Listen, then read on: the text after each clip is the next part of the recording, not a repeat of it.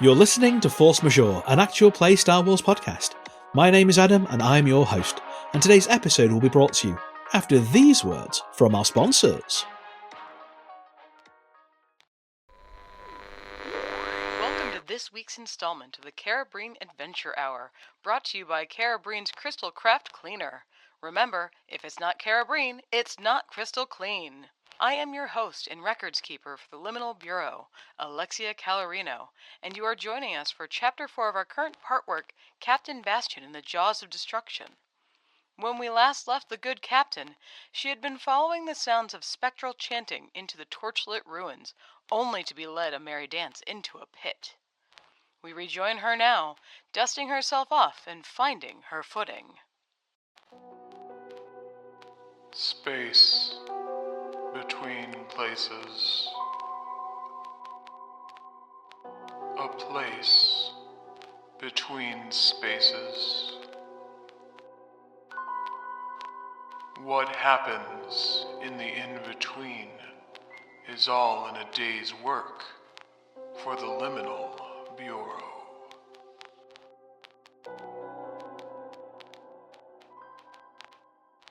Bastion, you fool! You need to watch your feet in these places. Oh well, at least some of the light gets down here.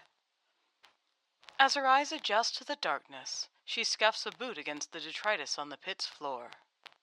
Looks like someone spent some time down here at least, with all this rubbish about. Wait, no, not rubbish. Bones! They're bones! All sorts, too. Arms, legs, ribs. Oh, better watch where I'm stepping. Sorry, old chap, just gonna borrow this.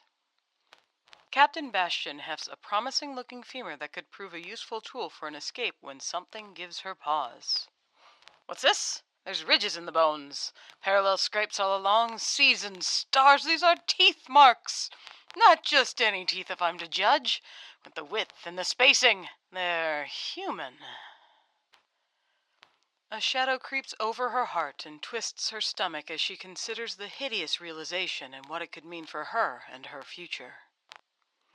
Bit of a depressing thought, Bastion. Folk made to gnaw, or worse, wanting to gnaw on old bones? Still, if they're getting in for their snack time, that means there should be a way for me to get out. They may have taken her turbo pistol, but they could never take her indomitable, irate spirit. Suddenly from behind comes the scraping sound of stone on stone, and the ominous rumble of a low growl. She casts aside her tool and turns, hands up, to start with negotiation. If all else fails, they couldn't take her iron fists, either. Sorry to intrude, friends. I didn't mean to Oh, seas and silver stars, what is that thing? It's... But even with her decades of experience and adventure, Captain Beatrice Bastion can find no words for the creature she sees. True, it is emerging from a promising route of escape, but she cannot look beyond the shape before her, a vile cross between a mighty Nexu from the Ashen Wastes and some foul Malabulge from the deepest dark of the great midnight. Its rippling fur is patterned with broken stripes of tenebrous black and deep bruised purple, masking and occluding its true bulk. It emerges into the poor light, bone-yellow claws gripping the stone floor, and a long, lithe neck snaking forward to reveal its face. It's human! Yes, on top of that beast and covered in fur, it has the eyes, nose, and mouth of a human, all twisted with what? Pain? Fury? Madness? No, some combination of all three. What a patchwork abomination you are, friend! And there's only one fiend I know of depraved enough to blaspheme against the light of Ramina's will with such audacity. Dr. Vexenhammer! I knew rumors of his demise were too good to be true. She closes her hands into fists and shifts her feet to find a good position as the creature looses a blood-curdling shriek and leaps toward her, a look of all too human sadistic glee across its dreadful maw. It's fast, the nightmarish chimera, but not fast enough, as Captain Bastion ducks under its lunging claws and erupts upward into a dazzling uppercut, sending the beast backwards and scattering the piles of crumbling bones. Steeled by knowledge of the heinous doctor's presence, the captain rolls her shoulders back and fixes the beast with a steady gaze. Marquis of Astonbridge rules, old chap.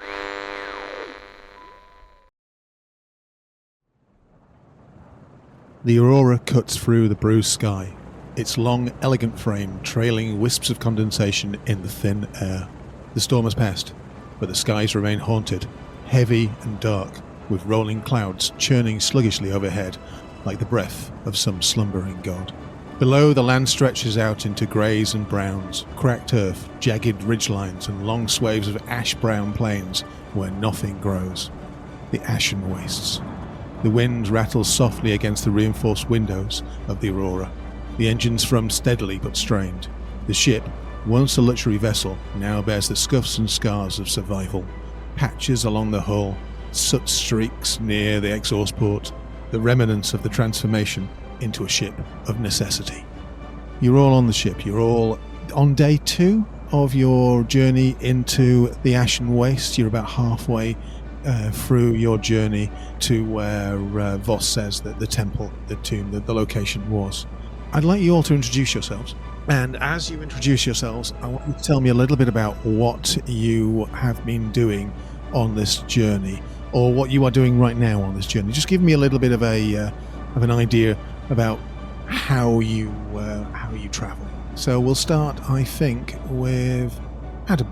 Having been fully patched up at the station before we took off on this journey to the Ashen Wastes, Rikeo has been doing 2 main things along the journey.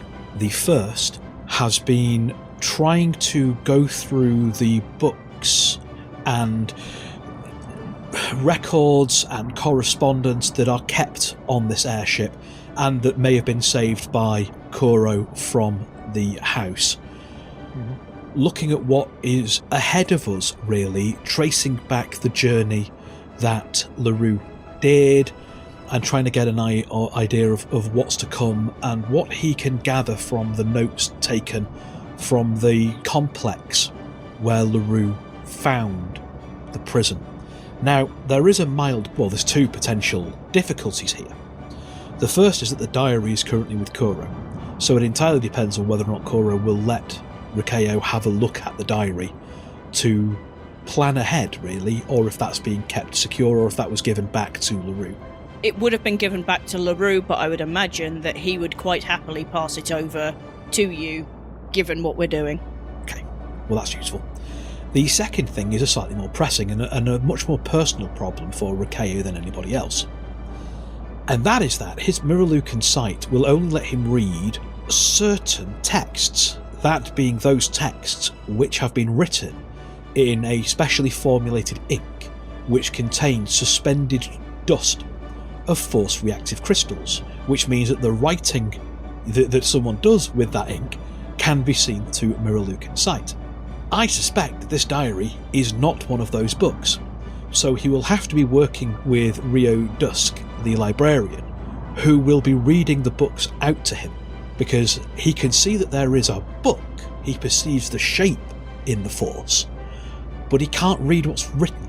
We're going to come back to you because I just want to go through everybody and find out what they're doing first, but I just want to let you know that for books that are, when they are written, there is a certain element of emotion and impact in the writing. You can get broad strokes about you could flip open a book that wasn't printed, a book that was handwritten, and find the most important page very easily. So you are useful, even though you can't read it, because you can find the page that has the most emotion written into it, even if it doesn't have the force reactive crystals in there. Likewise, printed books, if somebody has read them again and again and again, you get the same feeling of that. It's almost like psychometry, in the fact that you get broad senses of feeling. You don't get specifics, but you can find important parts. I'll come back to you on that in a second, if that's all right.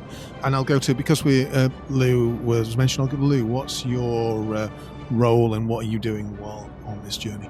So, having taken a crash course in how to pilot the ship, that is exactly what Kuro has been doing, spending much of their time on the bridge. Seeing as LaRue is not there, quite probably with their feet up on the dash, keeping an eye out for weather patterns, trying to steer around the worst of the weather, and just getting used to the feel of the ship, while it's almost like a swan. There is incredible calm and confidence, but there is an awful lot going on underneath. If people know where to look for it, but otherwise it looks like she has done this for years, even though it's her first go. One thing that I should say, LaRue as a employer is always a hands-on type guy. He will always get involved with the team. He wasn't a boss, he was a leader, which amazes you really in the fact that his chair is so much more comfy than everybody else's. You would not expect it because he is always on the ground floor in anything that happens. But clearly they spent a lot more money on LaRue's captain's chair than any other chair in. It's got a little easier after the storm has abated. What you realise is that this is a slight respite in the fact that the more you go into the Ashen Wastes, you can see bruised clouds on the horizon. So it looks like you're going back into the storm directly in the direction you're going in. So it is everything is quiet at the moment, or at least windy and a little bit inclement, but not storm-wise. But that won't last for very much longer. It wouldn't surprise me if anyone comes onto the bridge and sees Kuro at the helm, if they think that she's asleep, feet up on the dash, leaning back in this huge comfortable chair. Yeah. But as soon as they come in, an ear will turn and like the bright red eye will crack open just a little bit. Yeah, but it's clearly like that. No, everything's cool here. I know what's going on. Another thing I should mention as well, the autopilot. There is an autopilot. The autopilot is a big leather belt that straps the wheel into one particular position. Cruise control. Yeah, just so you know. Okay, we'll come back to all of you in a second, but it's just nice to get an idea about how the ship is running. Ed? Captain Carter Heek is, talking of comfort, currently in the engine room, and his sleek body, he's stripped to the waist. Ooh la la. Bit of cheesecake to the ladies. Cheesecake to the ladies. He looks like he's in an incredibly uncomfortable position, but for a time it's fine, as his body is like contorted and twisted to get to that cog, to that mechanism. As with an enormous look of satisfaction on his face, he finally finds where that sound is coming from and whacks it with a wrench to relieve the pressure on the valve, and continues to, as we kind of pan out, we see that essentially out of spare parts, whole replacement pieces have been built and things have been carefully laid out just in case, as he does essential maintenance on a vehicle that has been through a lot. I have a couple of questions. The first one is, for me, the most important. You were in a movie where the poster had you similarly stripped to the waist. What was the movie called? The Crimson Mystery. Oh, it was very popular, and between you and me, it was because of the poster. In fairness, it was called Carter Heek and the Crimson Mystery, which is, he wasn't happy about that, but there we go. I mean, they've tried to get you into similar sort of posters since then, but, I mean, whilst it sells a lot of tickets, it kind of ruins the integrity of the films. I mean, if they just want to see you all stripped down, they've got to get into the movie. They can't just enjoy the posters. And the thing is, he asked the producers just to make it about 90 minutes of engine maintenance, but for some reason they seem to have, they wanted to have a river that was running red and all of these rubies, and too much complicated to what is essentially a simple movie about how to make sure that engines run. Not understanding why he had to swing across all those ropes or even rescue all those ladies. It's popular. You're not entirely sure why, but it is popular. Secondly, the engine is in fairly good condition for considering what it is, because this ship goes out into places where you can't really have a dodgy engine because you'll die, because nobody will come out and rescue you. What is the most important thing that you've just done? What not right, and what is right now? So it was overheating all the way across, which is where that noise was coming from, and it wasn't releasing properly. So that meant that the higher we would get, the more it would struggle to rise, if you see what I mean, because it relies on the atmosphere to cool, and the higher you get in the atmosphere, the better it is. So he's fixed that bit, but also he's temperature might be a problem going forward, which is why there is a new spare part built out of spare parts, ready to go just in case. It probably wasn't so much of a problem, but because of the storm, you may have had to go a little bit higher than normal to try and get over the weather. So yeah, I can see why that might be a thing. Ross, what are you up to, and how are you faring the journey? My impression is that Savriel's size, it'll be slightly eclectic. He'll be all over the place. He'll be not focusing on one specific thing. So he will have divided some of his attention between practicing with his new firearm, some of his attention with prayer, but I also think he will be, in a way, annoying the library as well by trying to look for more pragmatic elements. So rather than like the deep philosophies of ancient Christians, he'll be looking for more hints of maps and obstacles we're likely to find along the way, because the librarian will be familiar with him in his methods, and to some extent, his weird habit of picking up books that other people have clearly read because he can detect that they've had their hands over them. His sense of smell is good like that.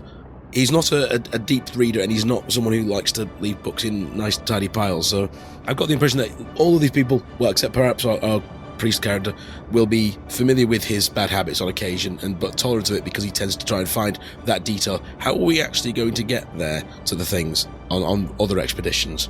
So he's trying to look up anything that might be of tactical use. There's two things then. Firstly, lovely way of actually testing your rifle is being out on the deck, and because I really like the arguably terrible film League of Extraordinary Gentlemen, there is a, what do they call them, where they a clay pigeon kind of firing mechanism.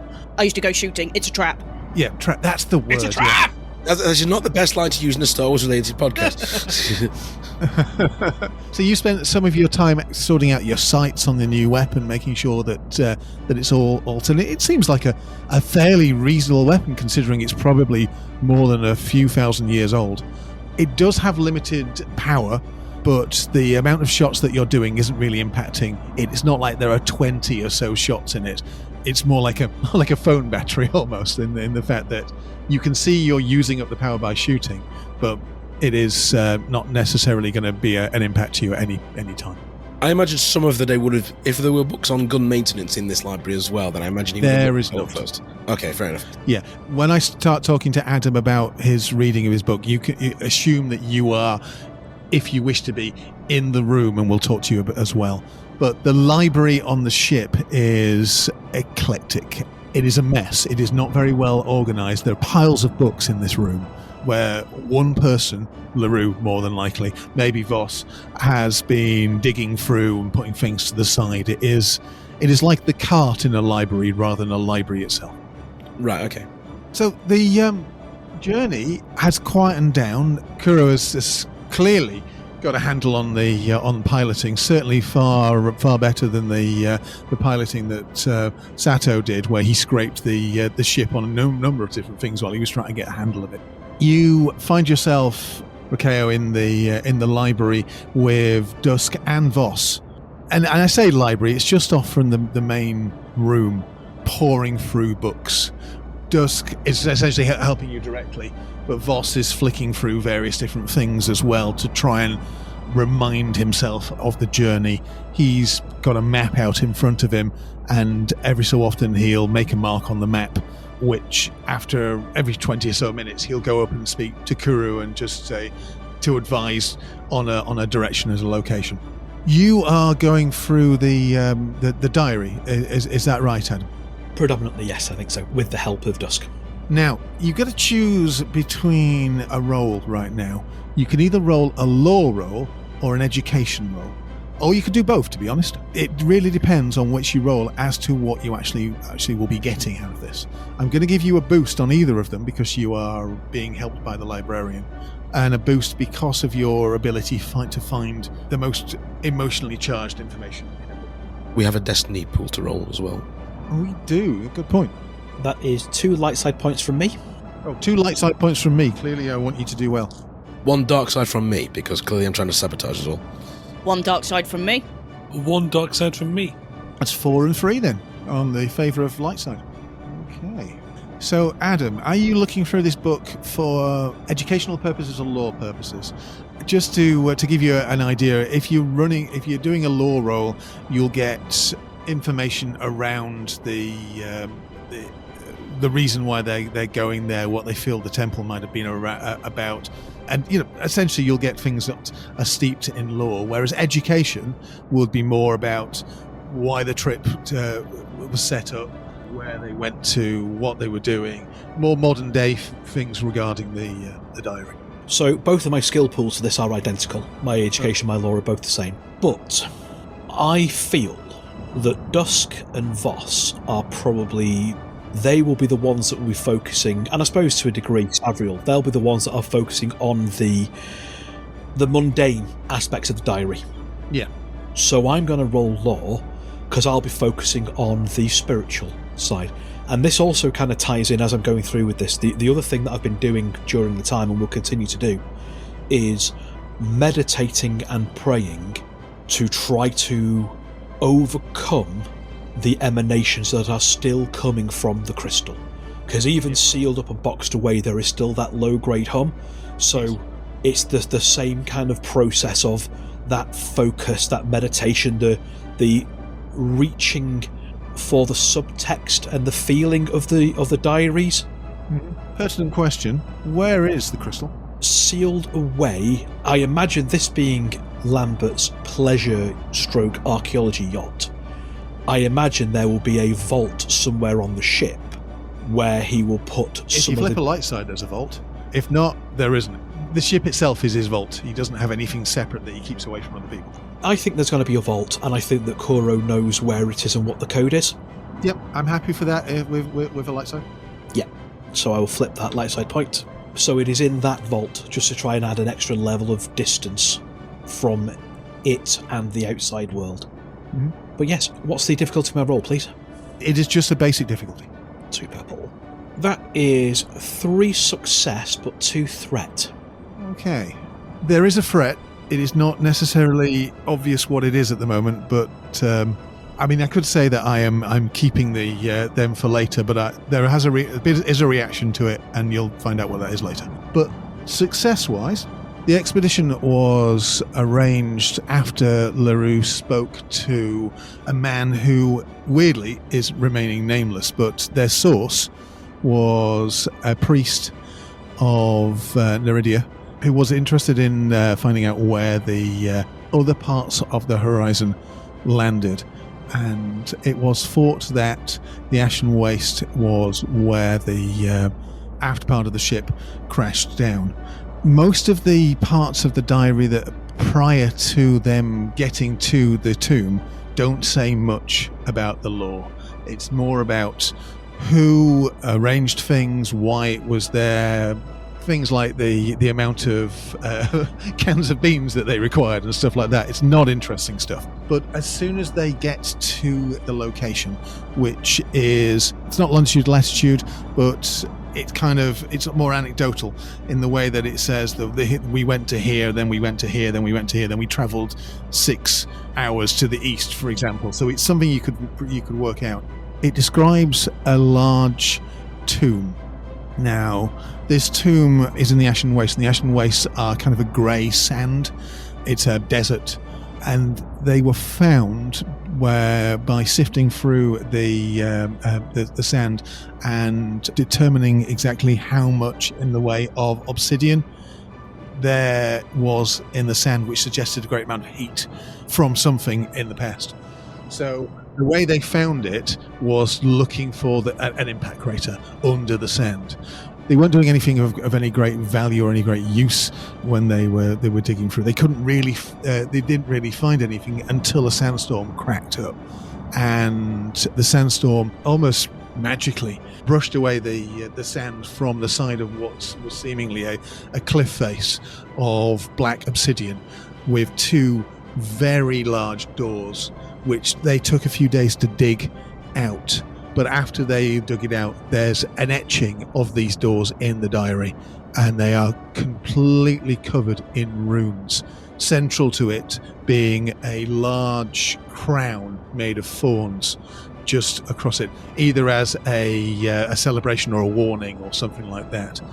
These doors had to be manually pulled open, and they did that by attaching thick ropes to the doors and pulling it with the Aurora.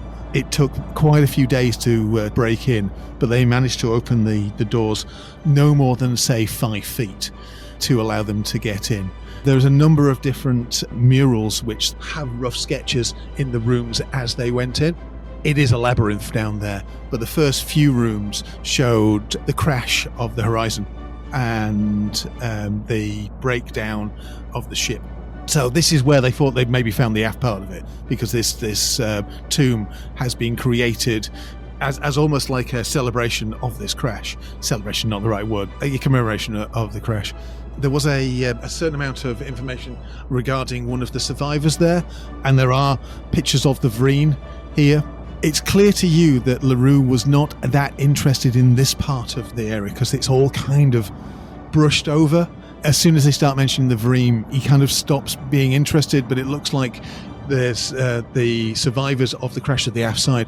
Subjugated is probably the right word. The Vreen as they arrived, and basically use them to create their own lives, to create a society this far away from the society of Horizon City. And there's no map to the temple, but there is reference that they spent a few days looking around the temple and found the deeper they went, the more ancient Imperial technology is used. It looks like this temple was built directly on top of the crash site. So the deeper you go into the temple, the more of the ship is there. They found the prism in the center of a large chamber on a pedestal. The chamber was, even though it was quite far down, completely designed as part of the temple and not part of the ship, made of black obsidian and probably about 100 feet across, he estimates. There is a number of different etchings of the crystal which you see on there, and the urgency that LaRue had to take it. There is no information in the diary after that point. It kind of stops there after he's taken it, because as you were mentioned by Voss and LaRue previously, things kind of went a bit crazy as soon as that happened. Is there anything specific in the way of questions that you have regarding the diary entries? There were pictures of the runes. Yes. That were carved. So obviously I won't be able to see those runes, but from having them described to me, I mean, it's potential that either with my own inkwell, which will have some of the crystal reactive ink so I can see what's written there, or with raised sand or something, to have Dusk or Voss or Savriel draw those runes out so I can see them. And then Voss will draw them for you. He's obviously he was there originally, so he has seen these. Do I recognise those runes from any of the more esoteric or religious texts that I have access to as a Kalanat, rather than just a standard priest of Neridia? No. Do me an education roll. Yep. Because my role in the church is to look at the more unusual stuff. So 1 success, 1 advantage, 1 triumph. Adam, that was the best time to get a triumph. Okay, so, you recognise this, but you don't recognise it from where you think you should be recognised it from. Voss is adamant that these were on an ancient door, which is probably thousands and thousands of years old. If you squint a little bit, this circle of thorns could not be potentially described as a crown and more as a crest, and looks remarkably similar to the logo of Thorncrest Industries. Interesting. That's your triumph, mate. I mean, it's probably a coincidence. I mean, and they're not 100% accurate, but it is kind of weird that this ancient door has a big crest on it made of thorns. Yeah. Very, very similar to the big crest made of thorns for the solar engineering company, a major player in the government, the person who set up your communications device, the person who you've just had a fair bit of time with escaping from the Vreen, Eve Thorncrest. So am I right in thinking then that the Thorncrests are one of the original founding families from the Crash days, from the way back days? No, they're not. Ooh. Quite a lot of names came to being because of what people did. People changed their names. If there's only a certain amount of families, you can't just keep calling everybody the same name, or it just gets very confusing. It's one of the newer names, and whilst they've been around for a long, long time, not from the original Crash. Okay, very interesting then. Thank you very much. I mean, it might be a coincidence, but considering I gave you it on a triumph, it's probably not. Yeah. Yeah. I'll leave you with that, and I'll go to Ross. Ross, you're on the deck trying to sort out your sights on your new gun. It's looking fairly good. You're getting fairly confident with it. The gun itself, beautiful, good range, everything like that. It does have the tendency to jam, and it will take a little bit of engineering to stop it from it. Basically, if you get a despair, the gun is going to have problems. But that's just because of the age of the weapon. What I'd like for you to do now, though, as you notice the clouds coming in, and as you get further and further into the Ashen Waste, the storm picking up a little bit, is to roll me a perception check. Okay. Against a difficulty of 2. Against a difficulty of 2, you've got 2 setback dice because it is very cloudy. That is 2 failures, 1 advantage. Okay. It was 5 failures. You know, I did quite well otherwise. So you have not succeeded in that. So never mind my perception check. It's all good. Your advantage, however, you can get back some. You probably got your strain back because you had a bit of a rest. You can keep that for another roll later, or what would you like to do with your advantage? Offhand, I can't think of anything else. I'll save the advantage till later. Right, yeah. Lou, as mentioned just briefly there, it is getting a little bit more. The storm is getting angrier. And from what you are being told by Dusk and Voss, you are needing to head pretty much directly into it. So I will need a piloting check from you if that is okay. If you insist. Thank you very much. It is only a difficulty 2. What have we got going on there? Yeah, I'm going to give you a couple of setback, but I'm also going to give you a couple of advantage. Don't worry about why. Is the setback because of the environmental conditions? Yeah, that's right.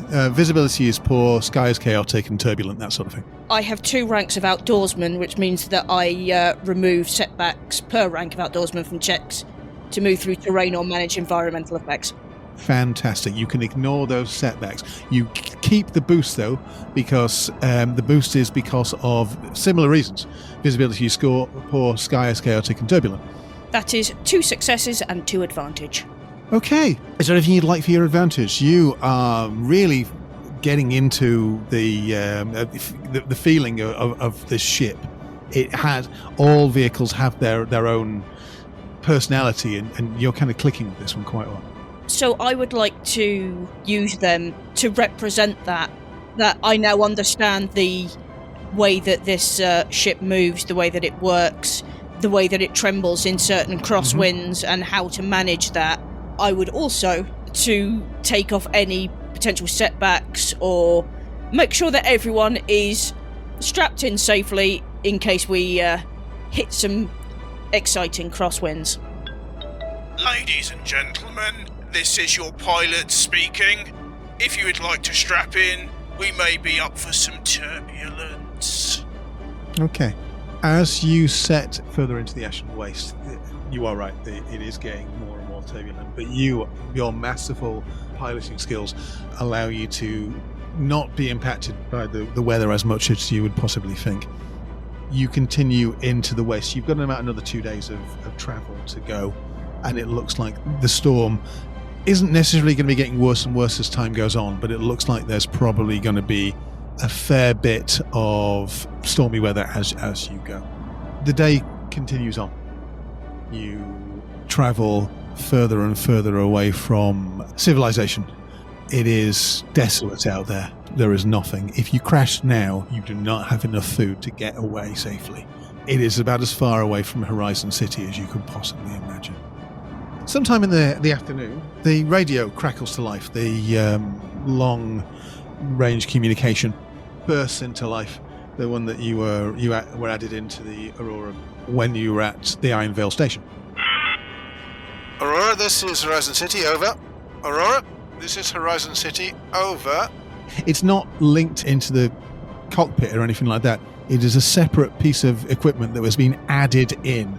So you are probably closest to it, Lou, but it's not like a button to press on your seat or anything like that. It is a It is something that has been bolted into the ship when you were at the station.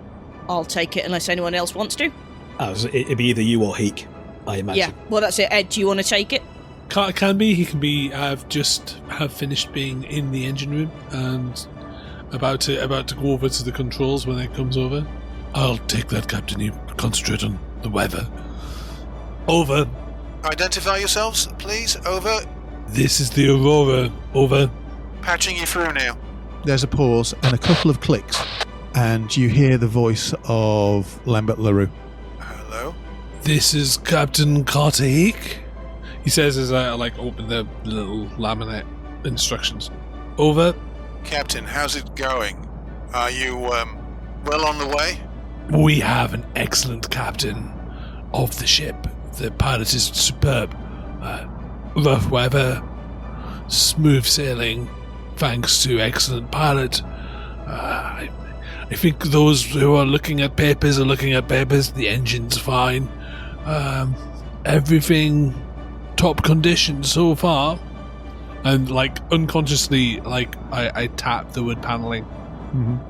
Good to hear. Just report from Horizon City, Heek.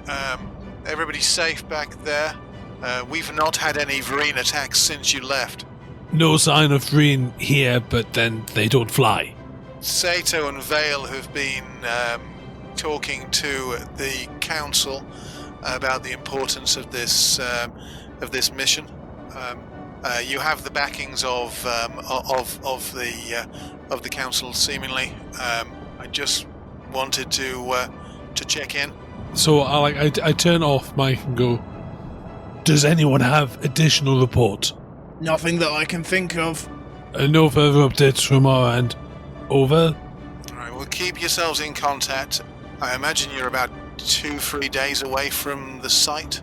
I look at the captain. Sorry, I look at the pilot, because I'm a captain, that's confusing. I look at the pilot. I will give a shrug and then a thumbs up. We are on schedule as far as I can tell. Weather permitting. God's willing. Good. Keep in contact. Over. Next check-in. And I'll give an appropriate time. Agreed. Speak soon. Over and out. And then he diligently, on a little bit of the paneling, writes when the next check-in should be.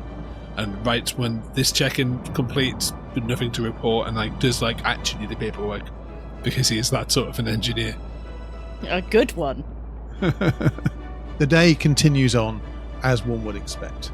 Everybody kind of comes together at supper time, and it seems to a point where you can put the belt on the wheel so it goes in a straight line.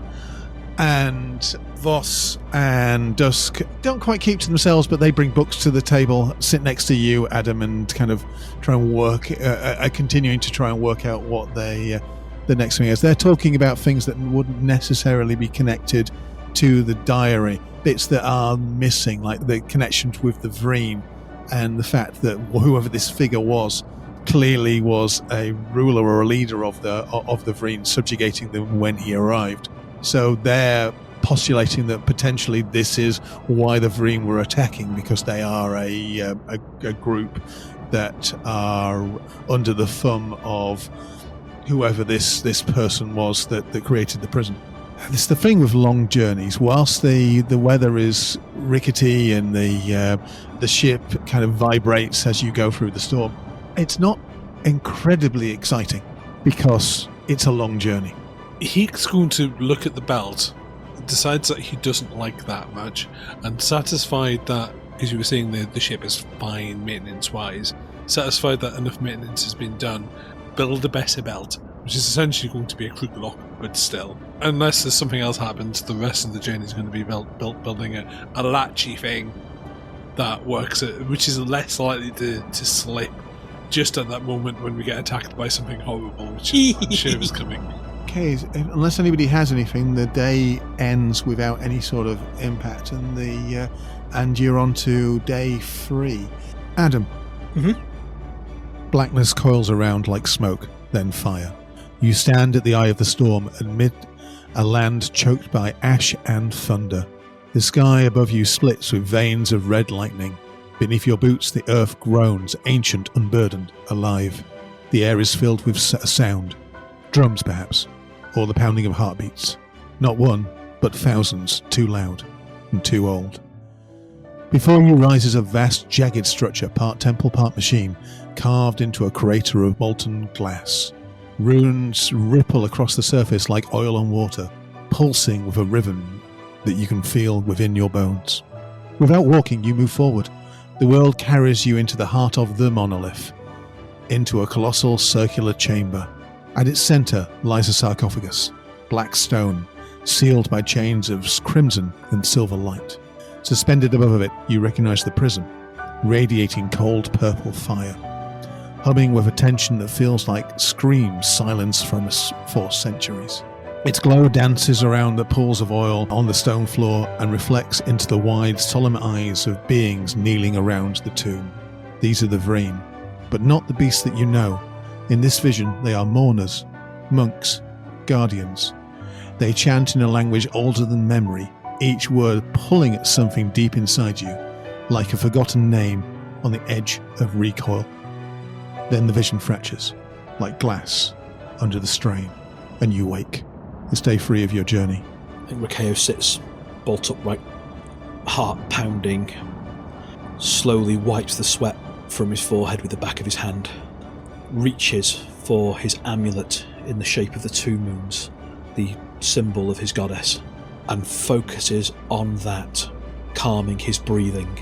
As your heart beats in your throat and slows as you focus on the amulet, you feel that the prism, even though you are 40, 50 feet away from it, you feel you know where it is. And as your heart rate kind of regulates and you focus on your belief, that feeling of the prism being there in the corner of your mind kind of dissipates, and you fill it with the certainty of your goddess. You've been on the ship now for 3 days, and that's the first time you had a vision connected to the prism.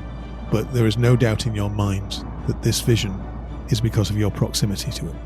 I mean, Rakeo has had visions in the past. It is a mark of the favour of his goddess, but usually those visions tend to come when he is at prayer and opening himself to her light, rather than just coming unbidden in his dreams, and that scares him in a way that he cannot and will not let show, because he needs to maintain the illusion of control for the sake of everybody else. He is their esotericist.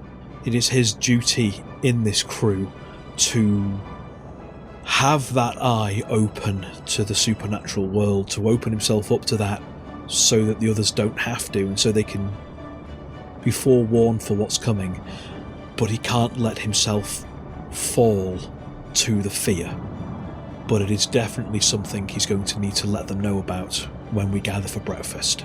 Okay. He reaches for his pocket watch and runs his thumb lightly over the face of it to try and work out what time it is and whether or not he has chance to compose himself properly before he goes to meet everybody else.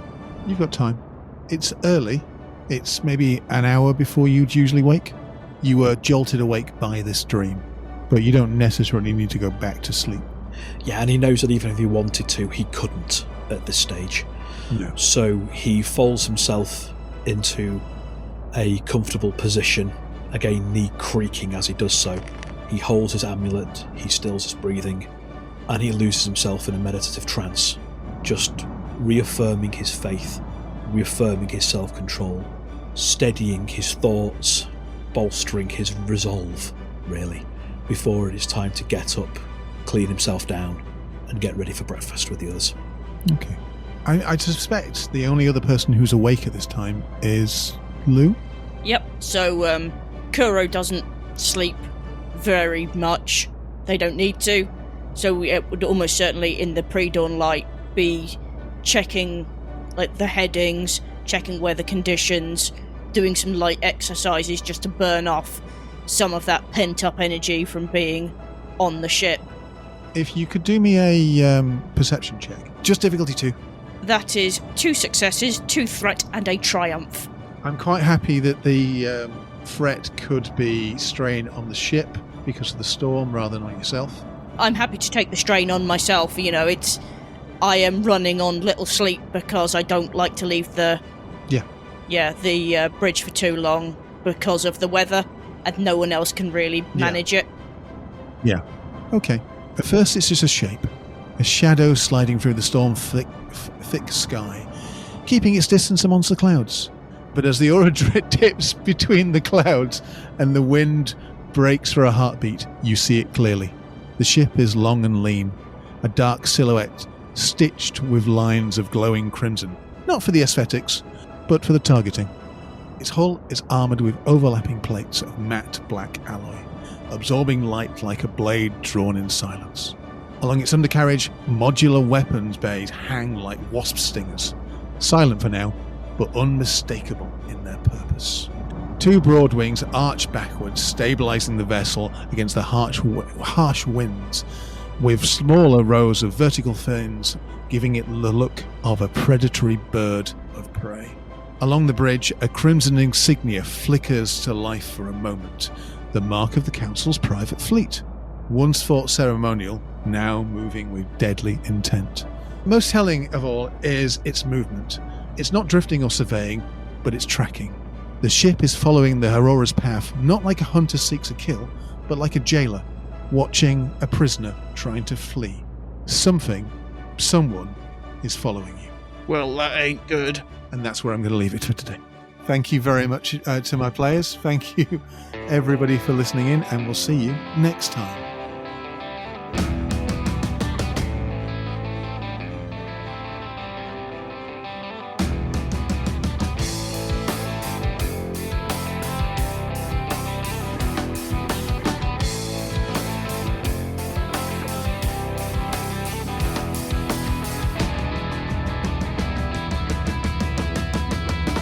Force Majeure is played using the Star Wars Force and Destiny game system by Edge Studios. Our intro music is by the amazing Sly Fox Audio. Check out more of her work at soundcloud.com/SlyFoxAudio. Our outro music is Suburban Outlaw instrumental version by Forget the Whale, used with gratitude under a Creative Commons license. Many of the sound effects and soundscapes are created using Sirenscape, because epic games need epic sounds. If you're enjoying the show and want to support us, there's 3 ways you can do that. The first is by joining our Patreon at patreon.com/ForceMajeurePod, where for as little as $1 a month you get access to outtakes, adverts, various other stuff, and my fortnightly ramblings. You can drop us a coffee at ko-fi.com/ForceMajeurePod, or you can leave us a rating and review wherever you get your podcasts. If you want to interact with us, there's a few ways you can do that. We are on the social medias, Facebook, Instagram and Twitter as @ForceMajeurePod, and we're over on Mastodon as @ForceMajeurePod at dice.camp. You can also join our Discord, link in the show notes. Thank you very much for listening and being with us as we tell these stories. We hope you are having fun, and we will see you next time.